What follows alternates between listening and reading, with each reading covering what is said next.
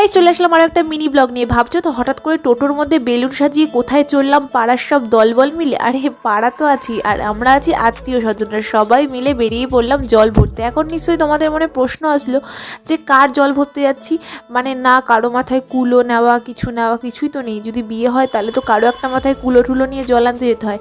না গাইস, এসব বিয়ে ঠিক কিছুই না, আমরা যাচ্ছি অন্নপ্রাশনে। এই যে বরমশাই বসে আছে আমাদের ভাগনা, এনার জল ভরতে। এনার আজকে অন্নপ্রাশন মানে মুখে ভাত। তো সেই অনুষ্ঠানেই আমরা সবাই উদ্যোগ নিয়ে চলে গেলাম নাচ করতে করতে। আর দেখো আমার পিসি ভাগনাকে কোলে নিয়ে কী নাচ, কিন্তু যার অনুষ্ঠানে সে ঘুমিয়েই বাসছে না, সে সবার কোলে কোলে ঘুমিয়ে বেড়াচ্ছে।